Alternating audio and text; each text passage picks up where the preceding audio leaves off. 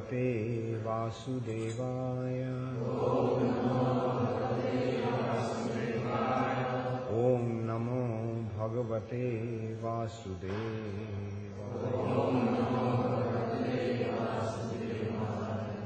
Narayanam Namaskritya Naram Chaiva Narottamam Devim Saraswatim Vyasam Tato Jaya Mudiraya Nashtu Praeshu Abhadreshu Nittam Bhagavata Sevaya Bhagavati Uttama Shloke Bhaktir Bhavati Naishtiki.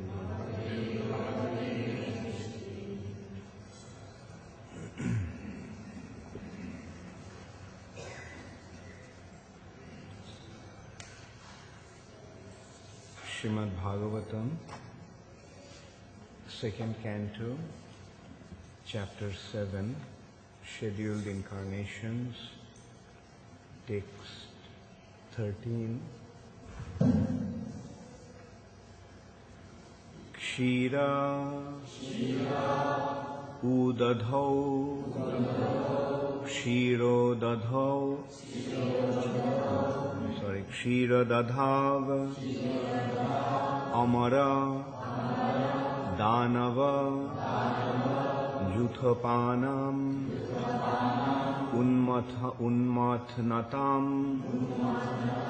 Unmatnatam Amrita Labdhaya Adidevaha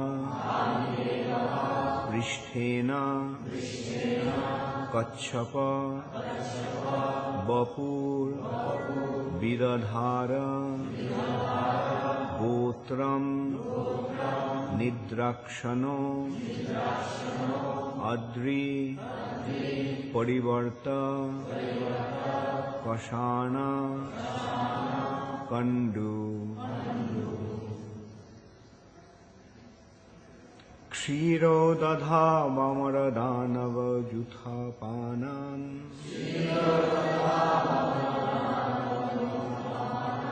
Unmatnatam amrita labdhaye adidevaha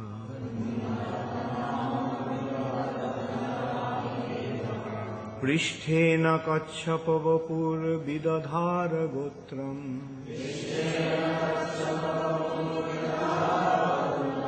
Nidrakshanodri parivarta kashana kandu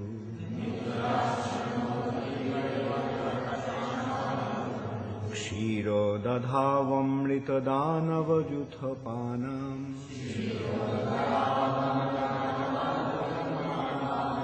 Unmatnatam amrita labdhayo adidevaha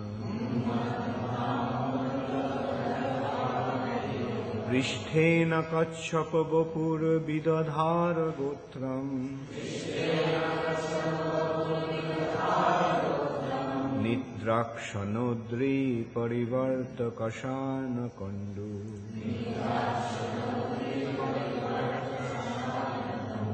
Kshiro dadhavamara danava juthapanam Unmatnatam amrita labdhayo adidevaha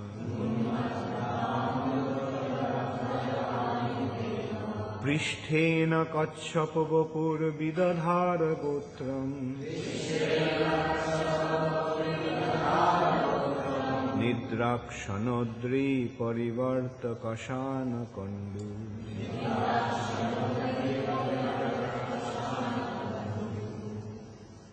Kshira, milk, udadho, in the ocean of Amara, the demigods, Danava, the demons, Yuthapanam, of the leaders of both hosts. unmathanatam, while churning amrita, nectar, labdhayo, for gaining, Adidevaha, the primeval Lord, Prishthena, by the backbone, Kachapa, tortoise, Bapuhu, body, Vidadhara, assumed, Gotram, the Mandara hill, Nidrakshanaha, while partly sleeping, Adri Parivarta, rolling the hill, Kashana, scratching, Kandu, itching. Translation by His Divine Grace, Srila Prabhupada. The primeval Lord then assumed the tortoise incarnation in order to serve as a resting place, pivot, for the Mandara mountain, which was acting as a churning rod. The demigods and demons were churning the ocean of milk with the Mandara mountain in order to extract nectar. The mountain moved back and forth, scratching the back of the Lord, tortoise, who, while partially sleeping, was experiencing an itching sensation. Please repeat after me. The primeval Lord then assumed the tortoise incarnation in order to serve as a resting place, pivot, for the Mandar mountain, which was acting as a churning rod. The demigods and demons were churning the ocean of milk with the Mandar mountain in order to extract nectar. The mountain moved back and forth, scratching the back of the Lord tortoise, who, while partially sleeping, was experiencing an itching sensation.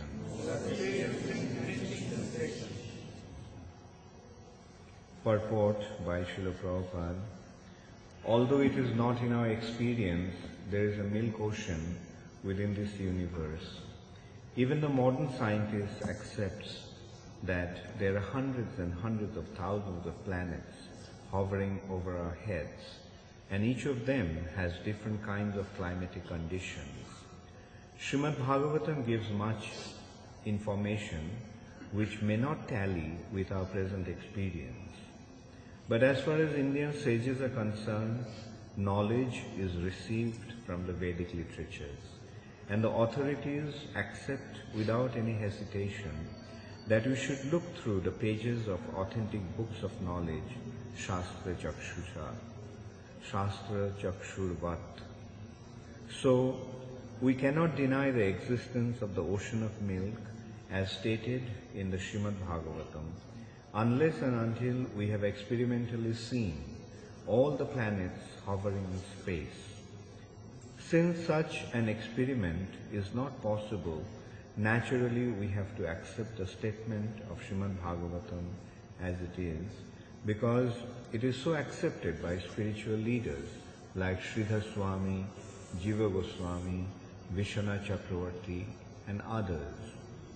The Vedic process is to follow in the footsteps of great authorities, and that is the only process for knowing that which is beyond our imagination.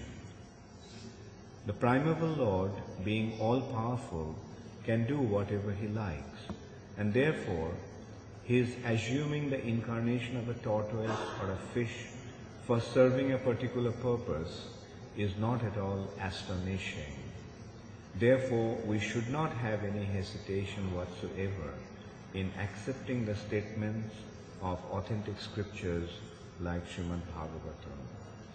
The gigantic work of churning the milk ocean by the combined effort of the demigods and the demons, required a gigantic resting ground or pivot for the gigantic Mandara hill. Thus, to help the attempt of the demigods, the primeval Lord assumed the incarnation of a gigantic tortoise swimming in the ocean of milk. At the same time, the mountain scratched his back as he was partially sleeping, as thus relieved his itching sensation. Om Ajnanatimirandhasya Jnananjana Shalakaya Chukshurunmilitam Jena Tasmai Shri Gurave Namaha. Shri Chaitanya Manobhishtham Sthapitam Jena Bhutale Swayam Rupa Kadamaiham Dadati Swapadantikam Bandeham Shri Guru Shri Juta Padakamalam Shri Gurun Vaishnavanscha Shri Rupam Sagrajatam Sahagana Raghunathan Nitam Tvam Sajivam Sadvaitam Savadhutam Parijana Sahitam Krishna Chaitanya Devam Shri Radha Krishna Padan Sahagana Lalita Shri Vishakhanitanscha. He Krishna Karuna Sindho Dina Bandho Jagatpate Gopesha Gopika Kanta Radha Kanta Namaskute Tapto Kanchana Gaurangi Radhe Vrindavaneshwari Vrishabhanusute Devi Pranamami Haripriye Bancha Kalpatarubhascha Kripa Sindhubhaiva cha Patitanam Pavanebhyo Vaishnavibhyo Namo Namaha. Shri Krishna Chaitanya Prabhu Nityananda Shri Advaita Gadadhar Shivashati Gaura Bhakta Vrinda.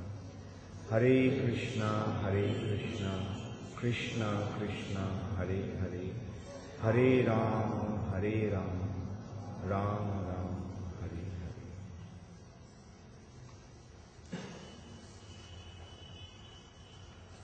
Kshiro Dadhavo Amara Danava Yuthapanam Unmatnatam Amrita Labdhayo Adi Devaha Pristhena Kachapo Bapuru Vidadhara Gotram Nidrakshanodri Parivarta Kashana Pandu. The primeval Lord then assumed the tortoise incarnation in order to serve as a resting place, pivot, for the Mandar mountain, which was acting as a churning rod. The demigods and demons were churning the ocean of milk with the Mandar mountain in order to extract nectar. The mountain moved back and forth, scratching the back of Lord Tortoise, who, while partially sleeping, was experiencing an itching sensation. So Brahma is instructing Narad Muni, his son, about different scheduled incarnations of the Lord. The Lord appeared at different times to perform different leelas or different activities for establishing dharma. Leela avatars sometimes establish dharma directly and sometimes establish dharma indirectly. So this is an indication of an indirectly establishing dharma. The whole incident of churning the milk ocean was to establish the authority of the demigods over the demons. Both were very powerful individuals. The demigods were very powerful and so were the demons. in some cases, in some occasions, it has been demonstrated, it has been experienced that the demons were more powerful than the demigods. But still, ultimately, the supremacy of the demigods prevailed because the demigods were backed by the Supreme Personality. The demigods, or Suras or Devas, are those who accept the authority of the Supreme Personality of Godhead. And demons are those who defy the authority of the Supreme Personality of Godhead. So in this material nature, these two types of living entities are always present. Some accept the authority of the Lord and some do not. And there is another category in between who are known as innocent. Those who do not know about the Lord and His wonderful arrangement due to ignorance, due to not having the proper information. They are known as Balish or innocent. So, demigods or devotees, innocent and offenders.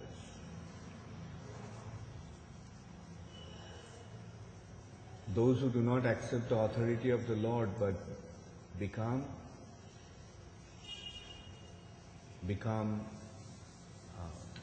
averse to the Lord's arrangements are the offenders to the Lord.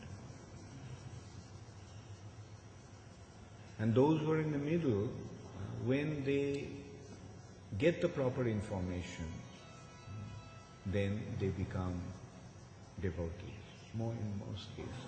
If their attitude is right, then they become devotees.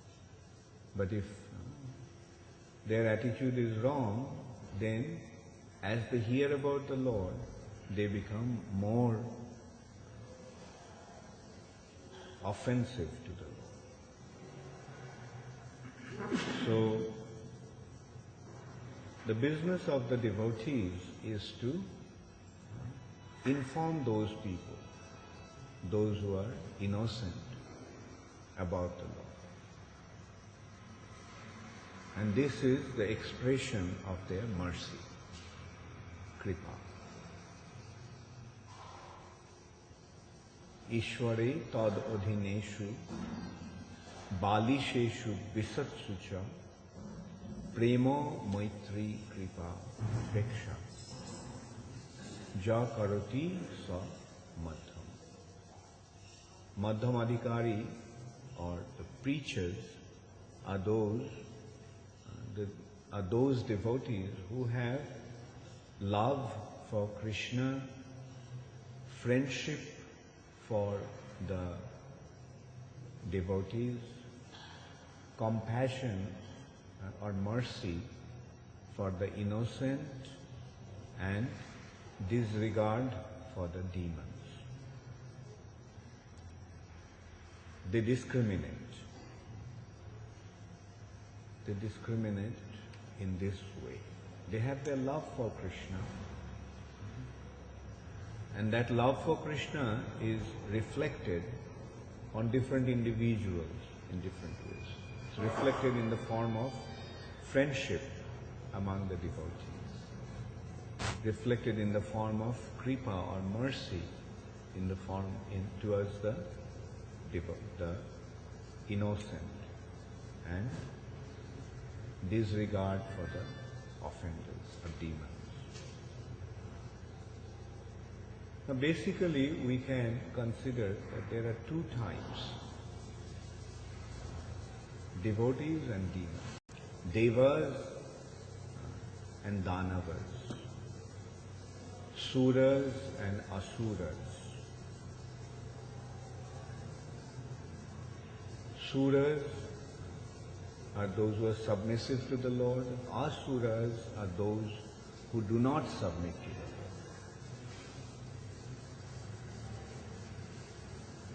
So these two categories are existing since time. Two categories of living entities are existing since time immemorial. From the very beginning of creation, it is there. And what is the difference? What is the ultimate cause of this difference between Devas and Danavas? The difference is the difference of attitude based on false ego and overcoming the false ego. The difference is being motivated by false ego or motivated by their spiritual attitude. The false ego makes one to consider that he is the center of everything.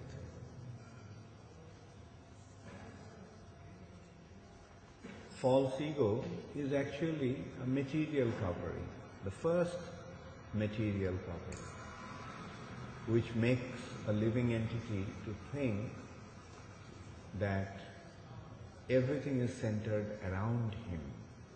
He is the center. Whereas the spiritual identity is to recognize that Krishna is the center.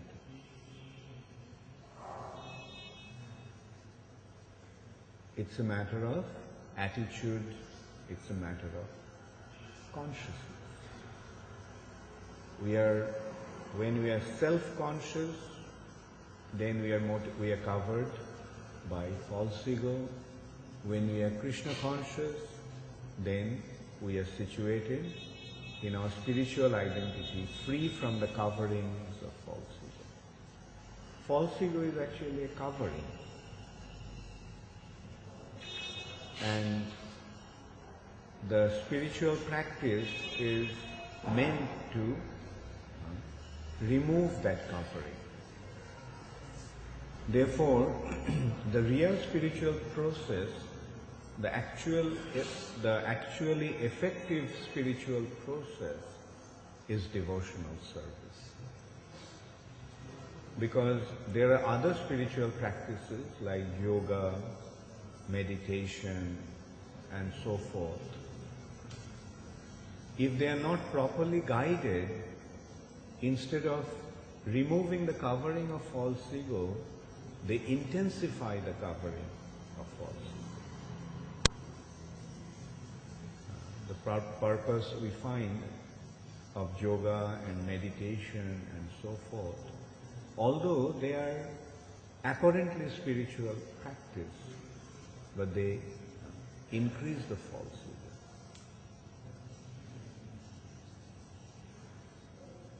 And the result can often be very, very dangerous. Instead of submitting to the Lord, one tend to become the competitor of the Lord. By practicing yoga, I will become God.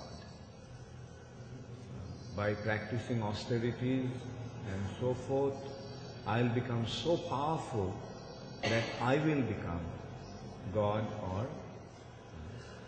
I will become the greatest. I will control everything. The word Ishvara literally means control. And this mood, Ishvara Bhav, is, which literally means to develop the attitude of Ishvara, to become God by controlling everything. We see oftentimes, especially nowadays, people are misled with this kind of attitude. By practicing yoga, I'll become God. By practicing austerities and meditation, I'll become so powerful that I will control everything. But that can be very, very dangerous. That actually makes one a greater demon. It makes one the God's competitor. Like for example, we saw Hiranyakashipu. He performed such great austerities. He practically conquered death, became so powerful. He became so powerful that even thunderbolt couldn't do anything to him. What to speak of any weapon. Jai Shri Shri Krishna Balaram ki Jai, Jai Shri Shri Radha Madan Mohan Lalita Vishaka Devi ki Jai, Jai Shri Shri Gaur Nitai ki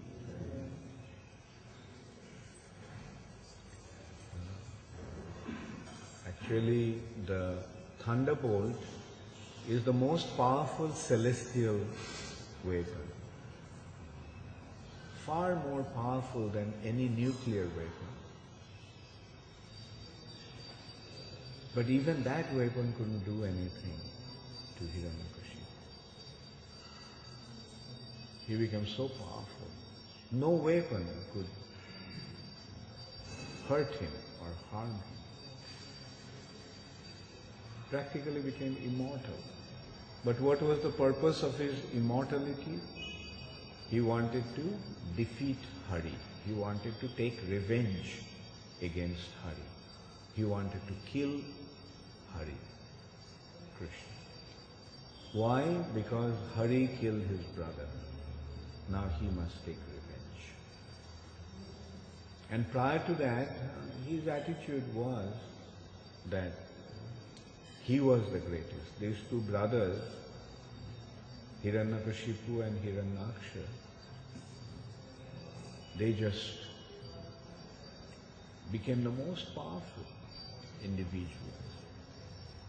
They conquered all directions. Even the demigods, such powerful individuals, they used to tremble in fear hearing their names. When Hiranyaksha challenged Varuna, the demigod who controls the entire water supply of the universe. He is the controller of all the water. We can consider like how powerful a personality he must be, who is controlling all the oceans, all the sources of water. But even he, when challenged by Hiranyaksha, he just accepted defeat and said, look, I am old and I am no match for you. You don't really derive much pleasure by defeating me because I am nothing compared to you. So when the opponent is so weak, what is the pleasure in fighting with him? Like the wrestling and other bouts take place among the equals. Heavyweight, featherweight, bantamweight, different types of categories of boxing and wrestling. A heavyweight will not fight with a featherweight because what's the point in defeating a featherweight? So that was Varuna's plea to him. So we can see Hiranyaksha was so powerful. But that Hiranyaksha was killed by Varahadev. They didn't know about Varahadev. When Hiranyaksha asked, then who is my equal. Who is there that you can fight? And he says, yes, there is one personality. You have defeated everybody, but there is one personality who is really powerful. Maybe you will derive a great pleasure fighting with him. He said, who is that? He said, he is Hari. Where can I find Hari? It's difficult to find Hari, but if you search hard enough, with all sincerity, then you may come across him. So finally, he saw Hari in the form of a boar, rescuing Mother Earth from the lower region of the universe. And Hiranyaksha fought with him, and he was killed. So Hiranyakashipu was completely in rage. He became very, very angry. And he decided to take revenge on that person who killed his brother. But he realized that that person must be very powerful, because he killed Hiranyaksha, who was equally powerful as he was. So this Hari must be more powerful than Hiranyaksha and him. Therefore, he decided to first acquire power, so much so that he could become immortal. And he performed severe austerities to become immortal, because he felt that if he could become immortal, then he could defeat Hari. But his effort was frustrated, because he was instructed by Brahma that he could not become immortal. No one in this material nature can be immortal. But Hiranyakashipu thought that he was going to trick Lord Brahma and become immortal. So this is how a person covered by false ego thinks and behaves. A person bewildered by false ego thinks that he can make the arrangement to fulfill his ulterior motives. Even if the other person doesn't want to give it to him, or even if it seems that it is not possible, but he'll make it happen. So that is the demoniac mentality, that is the attitude of a demon.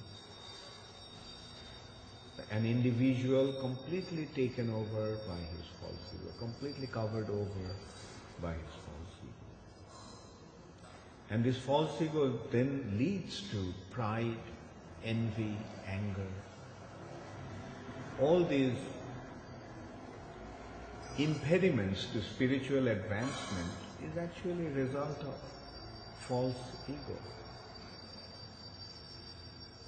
Lust, greed, anger, illusion, pride, and envy.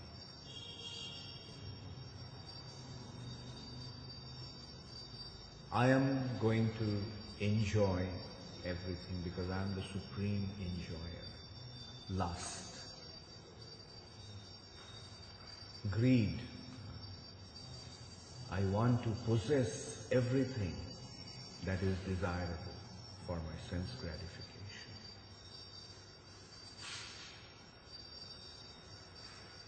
And then when that endeavor is frustrated, anger. Then anger to illusion. Krodhat, smriti vibhrama. Illusion envy, pride. Why others have something that I do not have. Why others are admired and adored. Why not me? These are the outcome of envy.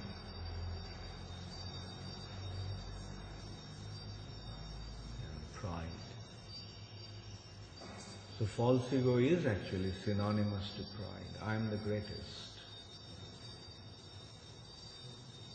Now spiritual life is simply based on removing that covering of false ego.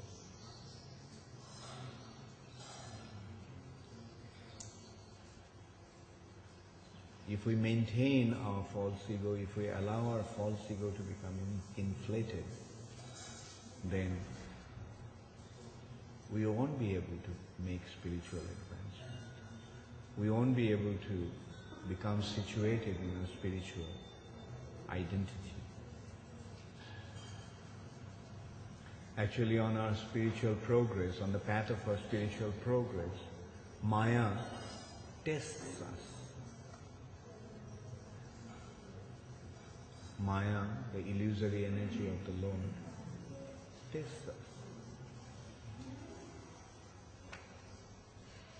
by putting different situations, creating certain situations for us. And those situations are actually a test of false ego. Oh, you are so advanced, so you are the greatest. You are the most worshipful. You are the most wonderful. And those who are not offering you the worship and adoration, they are your enemies.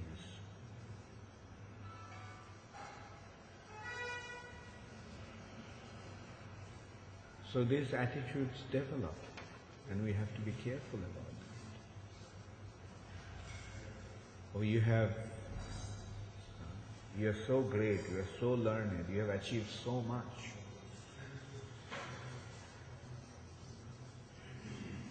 Therefore, the business of the spiritual authorities is to caution the devotees, and if needed, sometimes smash the false.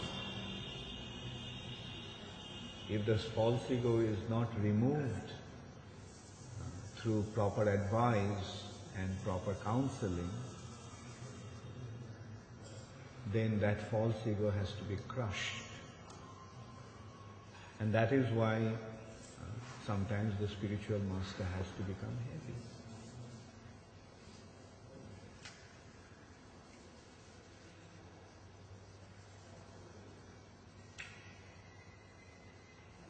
The other day we are discussing about some instruction from Srila Bhakti Siddhanta Saraswati Thakur. And one instruction or one statement that we came across is that a sycophant, a flatterer, can neither be a guru or a preacher. If somebody is just flattering everybody, just to please them, he cannot be a spiritual master. That's not the business of a spiritual master. Or a preacher cannot just afford to just flatter people. Even when they see that they are doing something wrong, if he says that everything is all right, carry on like that, then he is not a spiritual leader. He is not a preacher. He is not a well-wisher of that person. And that's why in the spiritual path, it is very important that we have a clear understanding whether we are in a situation of a submissive situation of a disciple, or whether we are in a commendable situation as a spiritual master.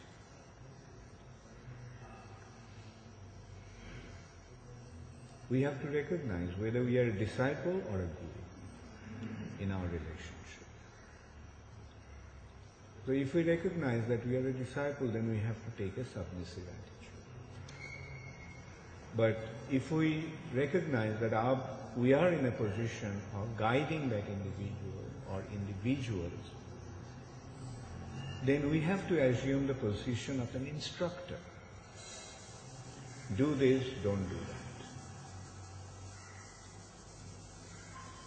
But if we can't accept the authority of a spiritual master or a guide or a spiritual authority, then we will have difficulty. In the sense, we won't be able to make spiritual advancement. We won't be able to make advancement in spiritual life.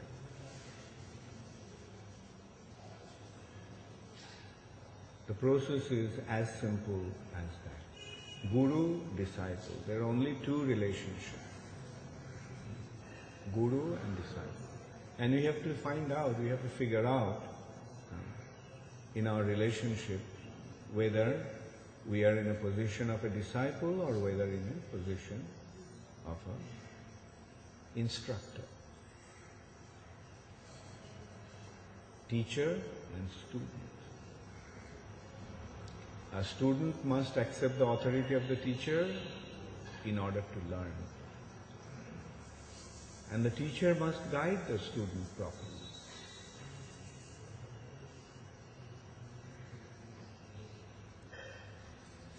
And the whole process is geared towards getting rid of falsehood.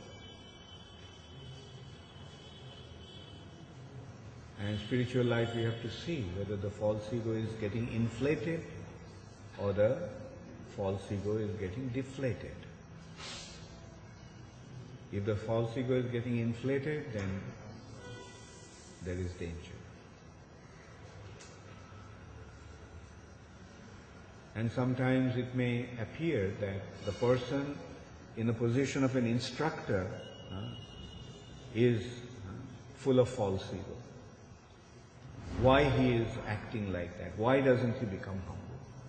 If the guru becomes humble, then the purpose will be lost. Yes, guru is humble to his guru. Guru is humble to his authority, but not humble to his students, to his disciples.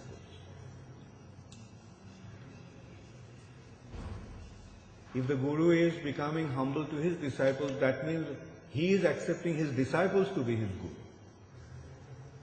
He is not acting as a guru of the disciple, but he is submitting himself to the disciples as his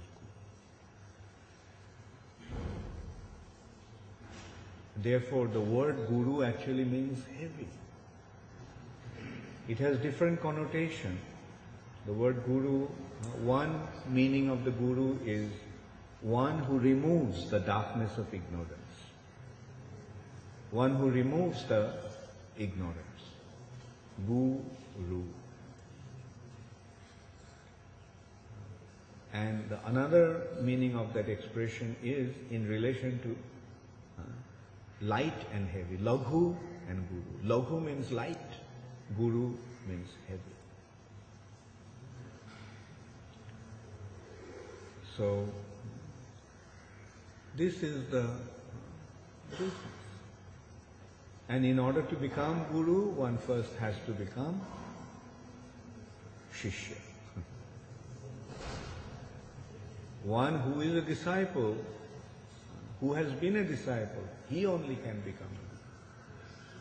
He begins with being a disciple. He learns as a student. Then he becomes a teacher. One who hasn't been a student himself, how can he be a teacher? One who hasn't mastered the subject under the guidance of a qualified teacher, how can he become a teacher himself? Therefore, first become a disciple, then become a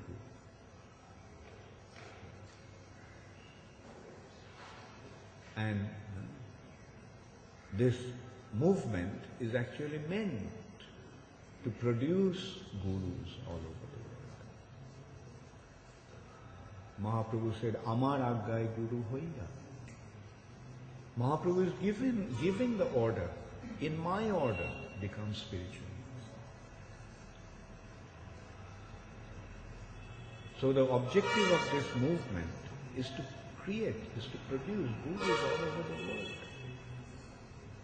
But in order to be a guru, first we have to be a disciple.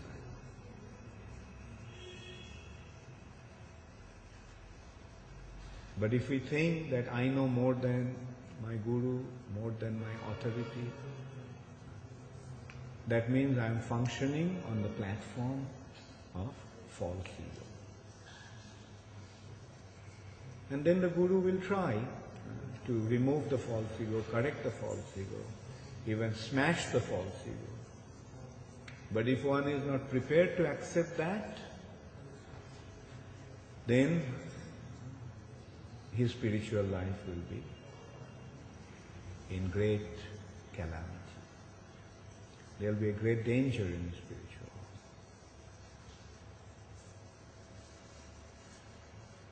The process is very simple, but if it is not accepted in a proper way, one may lose this opportunity of making spiritual advancement and going back to Godhead, finishing the business in the material nature. If we don't care for, if we don't work towards finishing our business in the material nature, what it simply would mean? It would mean that we will remain in the material nature. We will secure our situation in the material nature in such a wonderful way that we'll never be able to get out of this material nature. Okay, stay here for another zillion of lifetimes. Come and go again and again, trying to enjoy. Yeah, try to enjoy. And then when you come to your senses and realize that there is no room for enjoyment, there is no possibility for enjoyment in the material nature, okay, then you may get another chance. You'll get another chance. You can find, you can come across the process of Krishna consciousness once again. And again, you'll get a chance to submit yourself to your Guru. But then again, if you don't, then what will happen? Again go back to the cycle of birth and death. And there is no way of knowing how many lifetimes it may take to come back to this situation again, to the platform of spiritual life.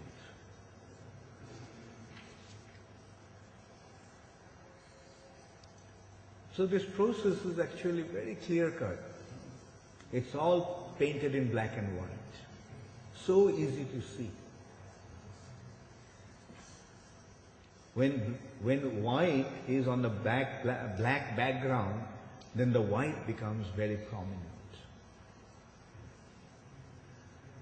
So Maya and Krishna consciousness, there is such a vast contrast that it is not difficult to see what is Krishna consciousness as opposed to Maya.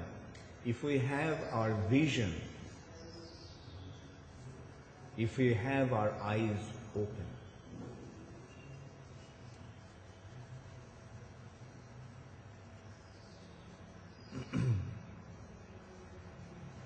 And while studying ascending process or descending process, we may acquire knowledge by dint of our sense perceptions, by dint of our intelligence.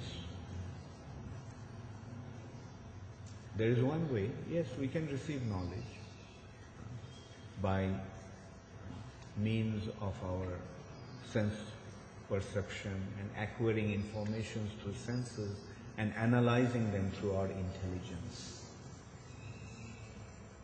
That is one way, but that way is materialistic way. A way of receiving knowledge based on our false ego. But the other process, the descending process, the knowledge as it is coming down from the higher authorities. And it's just a matter of accepting the knowledge as it has been presented. As Prabhupada pointed out in that purport, people may question, they may raise their eyebrows, or they may express their doubt and disbelief. How can there be an ocean of milk? And that ocean of milk was churned with a mountain, and in order to get nectar. Fairy tales. Yes, it may sound like fairy tales. It may sound like even more remote than a fairy tale. But let us consider who are the people who are accepting this knowledge. At least in our lifetime we have seen Srila Prabhupada, the most brilliant individual, the most intelligent person, the most wonderful personality in all respects. And he accepted it. And he is instructing. Then let's go back. Bhakti Siddhanta Saraswati Thakur, another brilliant personality. Bhakti Vinod Thakur, a unique individual. Then go back. Vishwanath Chakravarti Thakur, Baladev Vidyabhushan, Rupa Goswami, Sanatan Goswami. Let's consider who they are. One of the most exalted personalities of their times. Then we can even go back. Yudhishthir Maharaj, Arjun, Ambarish Maharaj, Prahlad Maharaj, Shubho Maharaj, Vivashwan, the sun god, his son Manu, Brahma, Lord Shiva, they are accepting it. So if these personalities can accept these information, why can't we? Or why shouldn't we?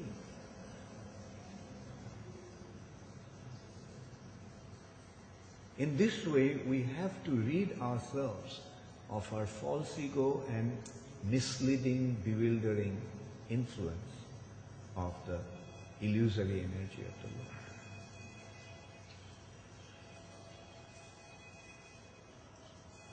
Intelligence is there in order to ascertain these facts. Like this personality is so much more intelligent than I am, and he is accepting it. So let me just not doubt about those information and accept it with an open heart.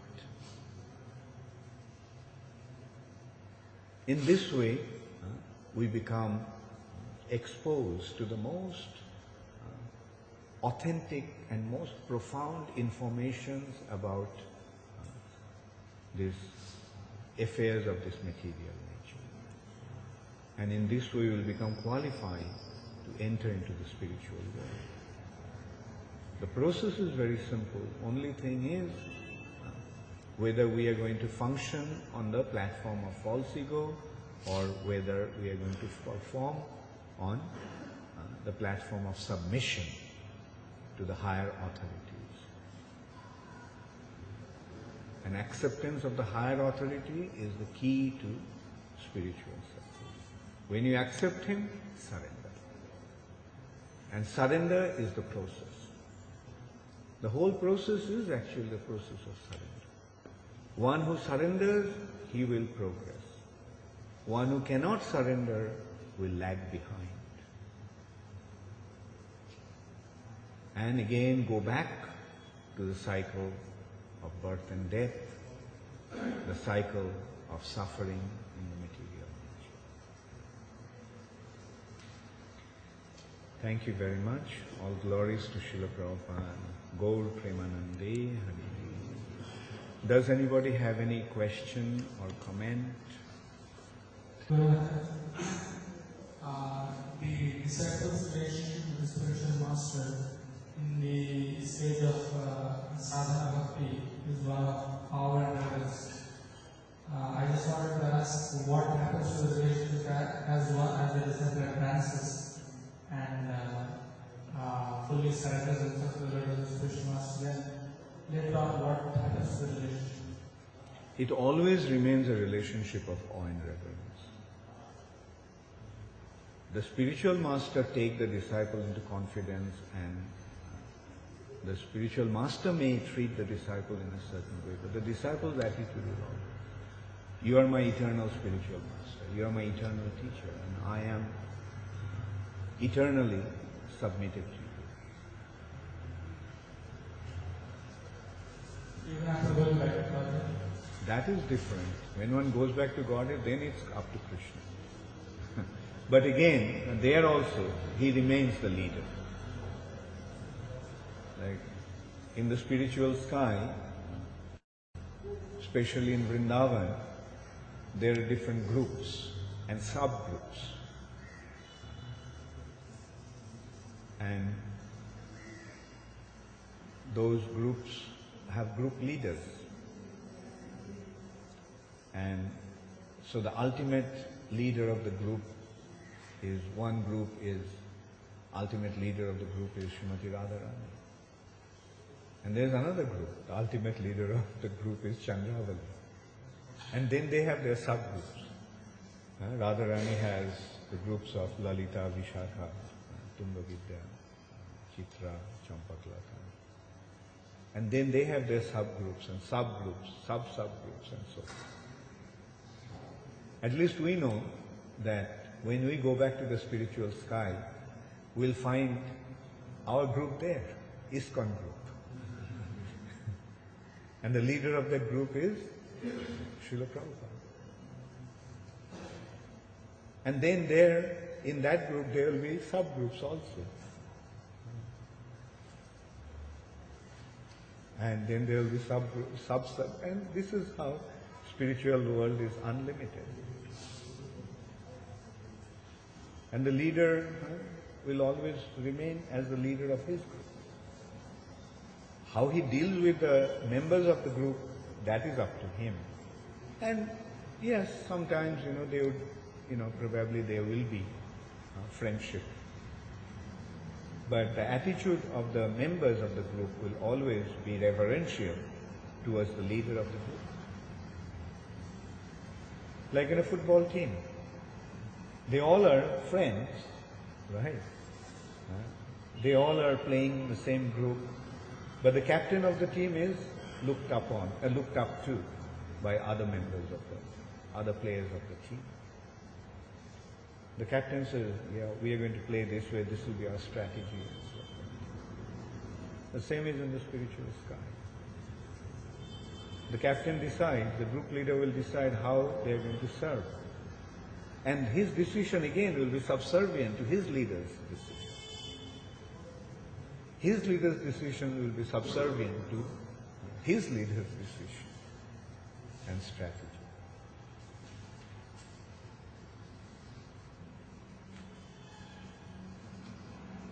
Any other question?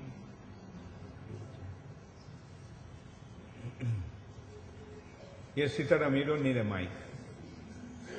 I have another question, but just in relation to the spiritual master and disciple.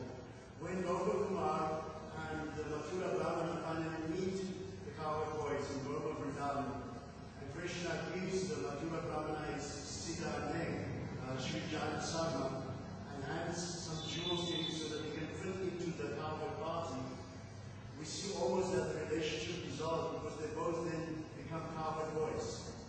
Yeah, that's what I said. Like, they become cowherd boys, but the disciple always looks up to the spiritual master as the leader of his group. Like, as I gave the team, the football team example. Like, they're all friends. They all are playing for the same team. But the captain of the team is looked up to by the other players of the team. He is the leader of the team. They may be friends, but still the reverential, attitude towards the leader remains. My question is that the universal form of the Lord is the abode of so many of our qualities, and his back is the abode of envy. So the demons also acquire so much power. Which part of the universal form do they acquire this power from? Come again, I couldn't get it. In the descriptions of the Virat Purusha, all our qualities are established on different parts of his body. And then at some point he said that his backside is the abode of envy and some other negative elements. Now the demons have so much power and the demigods have so much power. And the demigods obtain the power from their worship. How do the demons become so powerful? Demons become powerful with their austerity and penances, with their punya, with their good karma. They become, the thing is that they become powerful by dint of their own endeavor. Right? So what is their own endeavor? Like somebody, in order to become powerful, he goes to the gym and works out, builds up his muscles. Yeah, he becomes powerful. But that power is different from being empowered by a very, very powerful personality. And devotee's power comes from being empowered by the Lord. And since the Lord has endless amount of, He is the endless source of power, the devotee's power is also endless. Because he is being empowered by the Lord. Whereas the demon's power is limited because it is acquired by dint of his own endeavor. Like, going to the gym and, building up his muscles, or, developing subtle power through austerities and penances, or by performing punya, pious activities, or by performing sacrifice. Then again, these are all actually pious activities that give them the power. Thank you. Yes, what's your question?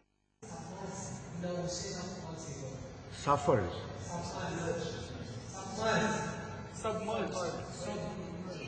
Okay, submerged, yeah.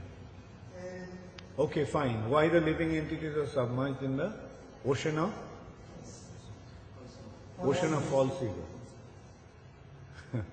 Whether he's submerged in an ocean or if it's just a covering, the false ego is false ego, which makes you feel that you are the doer, you are the center, you are the enjoyer, you are the controller. As long as one is averse to Krishna, one will develop this attitude. So the answer to that is, the way to get rid of your false ego is by being surrendered to Krishna. Just surrender to Krishna and false ego will go away. If you go against Krishna, if you defy Krishna, then yes, false ego will be there.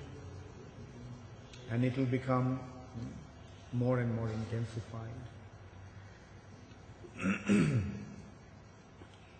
Any other question? Yes, Mother.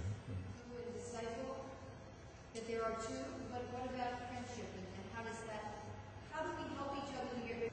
The friendship is, you see, guru-disciple relationship is a relationship of senior and junior, superior and subordinate. But friendship is among equals. So, in simple words, we can say that among the equals, like among the god brothers and god sisters, cousins and cousins, god cousins and all, there is friendship. And you see, when a superior awards friendship to the juniors, like at some point, the father may treat the son like a friend, right? But the son never thinks that he has become the friend of his father. You know, he always treats the father or the uncle or the aunt as the superior, but they may offer that they may treat them in an equal platform. But that prerogative is with them, with the seniors. But if the junior tries to, treat the senior as an equal, then that will be a transgression of etiquette.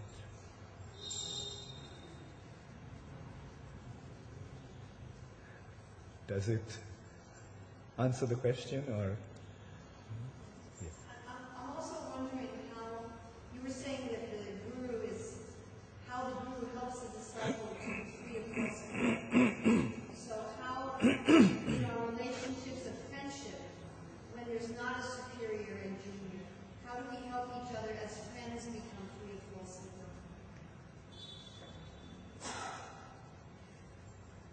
Like our friendly dealing through our friendly dealings, like when we meet, what do? We discuss Krishna consciousness, share our experiences, and through that we actually help each other to get rid of our false ego through proper association, mainly by becoming aware of Krishna's supreme position, and by becoming aware of our insignificant position in relation to Krishna.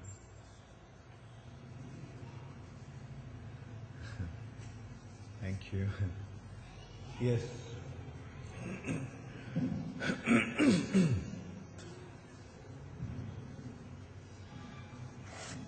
Prabhupada, you mentioned ascending process and descending process in knowing. But when we use our own sense perception to gain realization, does that mean we're using an ascending process? Yeah. I mean, we always have to use our senses and intelligence. But the thing is, if we are solely depending on our senses and intelligence, then in order to acquire knowledge, then it is the ascending process. But when we accept the higher authority and the higher source of information, and accept that with faith, there also you are using your senses and intelligence, but that process is descending process. Like senses and intelligence are always there, and they have to be the means by which we are going to receive the informations. But the question is whether we are accepting the higher source of information with faith or not. If we do not, rather we depend solely on our sense perception and our intelligence, ability to reason, ability to discriminate, then that is the ascending process. Otherwise, the knowledge will descend, and the intelligent way is to accept the descending process. Let the knowledge come from the higher authority, because that is the safest way to receive knowledge. And also, if we notice, then we will see that the process of acquiring knowledge is always descending. Like even the alphabets. Did we receive the knowledge from higher authorities with faith? Or did we go out in the world to figure out what is A and what is B by dint of our own endeavor? So this way also we can see, like even the basic knowledge is received through descending process. What to speak of most complicated spiritual knowledge, which is beyond our sense perception. So here again, like you can consider with consider with intelligence that the reality which is beyond our sense perception, how can we get to know about that reality? Through our sense perception. To begin with, it is beyond our sense perception, adhokshaya. And even the material knowledge, good amount of the material informations are beyond our sense perception. You just accept the higher authority. Say, for example, how many people can, with their sense perception, figure out the atomic energy? How the uranium atom splits and energy is released. Can you see it with your eyes? Yes, through experiments, even before experiments, it's through calculations, through numbers, through mathematics that you figure it out. And then you apply it in the practical field, and then you see that yes, it works, and then you accept it. So most of the material aspect of knowledge also cannot be ascending process. It is descending. We can't depend upon our sense perceptions all the way. You have a question, Malati?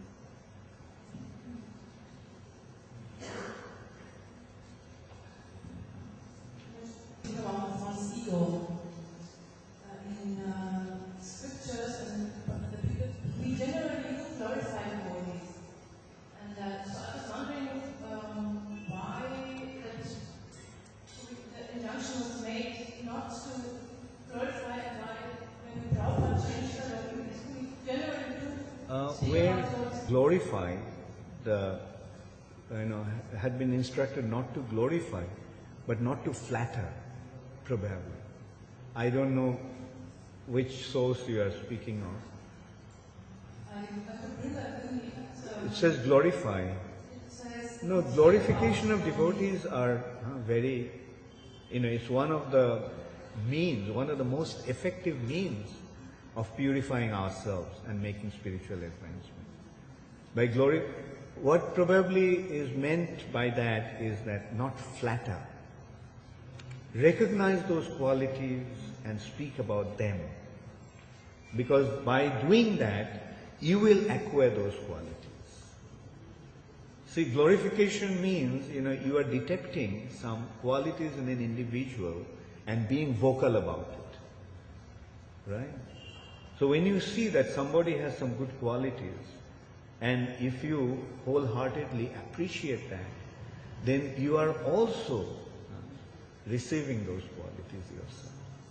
No, glorification is essential for our spiritual advancement.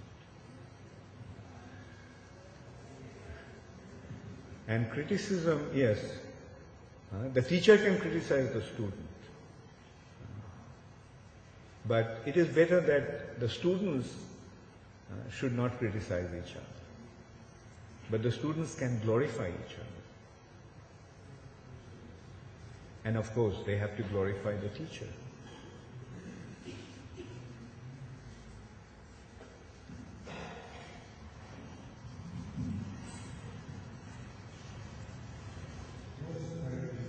Thinking about the absolute nature of love and the fact that we all going to be in the spiritual world, under situations where, according to our original spiritual forms, we may not necessarily be in the same grouping.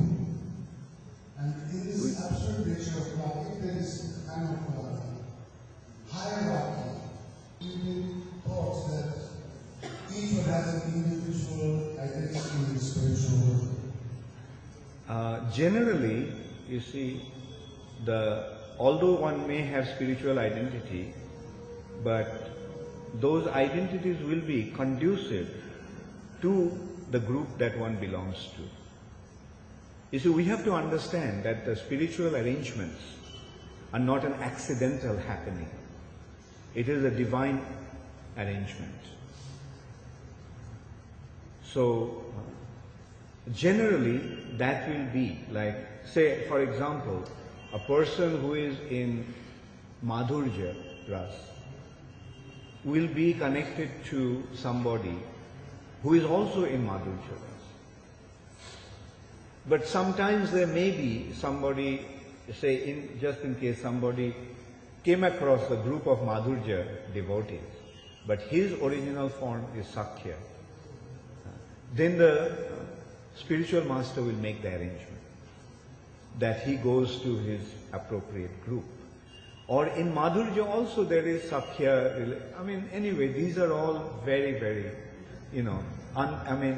these are not matter of, speculation as such.